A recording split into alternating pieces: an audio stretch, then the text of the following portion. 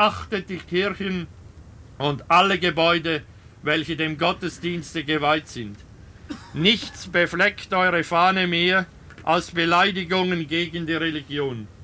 Nehmt alle Wehrlosen unter euren Schutz, gebt nicht zu, dass dieselben beleidigt oder gar misshandelt werden. Zerstört nichts ohne Not, verschleudert nichts, mit einem Wort betragt euch so, dass ihr euch Achtung erwerbet und euch stets des Namens, den ihr traget, würdig zeiget.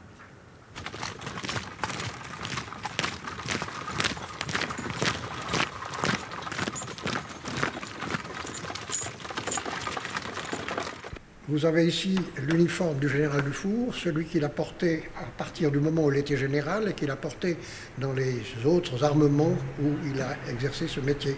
Vous constatez que c'était un très petit homme.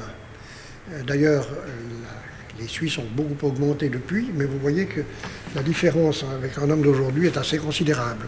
Dufour est parti de Genève avec sa malle d'officier, qui le suivait régulièrement. Comme quartier-maître général, il devait participer à toutes les réunions de la Diète. Il était convoqué. Il y avait des souliers, des pantoufles, et il y avait aussi une certaine nourriture spirituelle. Il y mettait quelques vivres pour le bivouac, mais il avait son Horace. Il lisait les poèmes d'Horace. Il appréciait ce poète, il les lisait en latin.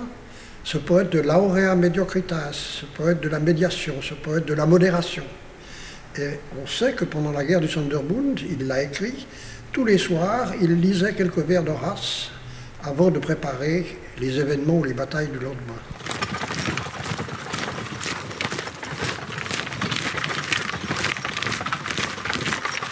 Der Sonderbundskrieg ist ein Teil einer Revolution, die Freisinnige Revolution, die verschiedene Kantone wie Zürich, Thurgau, St. Gallen, Waadt, Neuenburg erobert hatten und sie wollten den Staatenbund in einen Bundesstaat umwerfen.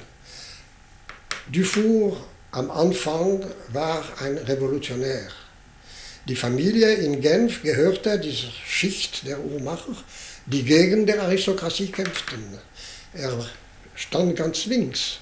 Aber mit der Zeit ist er ein Mensch, von was man auf Französisch nennt, le juste milieu, dazwischen, zwischen den beiden Lagern. Für den Sonderbundskrieg ist es ganz klar. Er ist ein Pazifikateur und kein Sieger. Er hat sehr wenig gekämpft und das so rasch gemacht, wie es möglich war.